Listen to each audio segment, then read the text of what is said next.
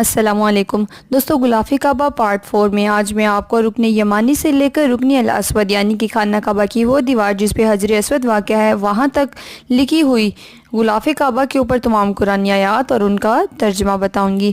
سب سے پہلے رکن الاسود والی دیوار سے شروع کریں تو جو سب سے پہلی قرآنی آیت لکھی ہے وہ سورۃ آل عمران کی آیت نمبر 95 لکھی ہے، جس میں اللہ تعالیٰ فرما رہے ہیں،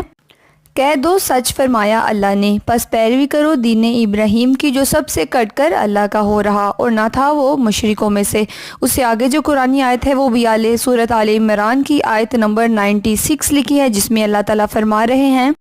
بے شک پہلا گھر جو لوگوں کے لیے بنایا گیا عبادت گاہ یقیناً وہی ہے جو مکہ میں ہے، برکت والا اور تمام جہان والوں کے لیے مرکز ہدایت۔ اس سے آگے والی آیت بھی سورۃ آل عمران کی آیت نمبر 97 ہے، جس میں اللہ تعالیٰ فرما رہے ہیں، اس میں ایسی نشانیاں ہیں جو خود اپنی صداقت کی گواہ ہیں، مقام ابراہیم ہے اور یہ بات کہ جو اس میں داخل ہو اسے امن مل گیا، اور اللہ کا حق ہے لوگوں پر کہ حج کرے اس کے گھر کا اور ہر وہ شخص جو استطاعت رکھتا ہو اس تک پہنچنے کی، اور اگر کوئی انکار کرے تو بے شک اللہ بے نیاز ہے سب جہان والوں سے۔ اس سے نیچے یا رحمان یا رحیم کا بیچ ہے، اور اس سے آگے والی جو قرآنی آیت ہے وہ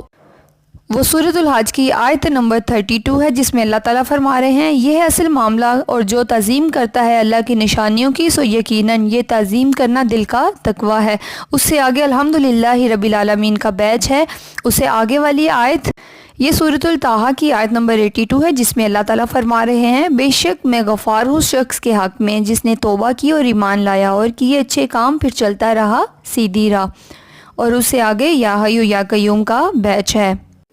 دوستو، غلاف کعبہ کے دروازے کے علاوہ میں آپ کو غلاف کعبہ کے اوپر لکھی ہوئی تمام قرآنی آیات کا ترجمہ اور تفسیر بتا چکی ہوں۔ انشاءاللہ اگلی ویڈیو میں آپ کو غلاف کعبہ کے دروازے کی تفصیل بھی بتاؤں گی، لیکن اس سے پہلے اگر آپ کو میری ویڈیو اچھی لگے تو میرے چینل کو سبسکرائب، ویڈیو کو لائک اور شیئر کرنا مت بھولیں، اور کمنٹ میں اپنی خوبصورت رائے کا اظہار ضرور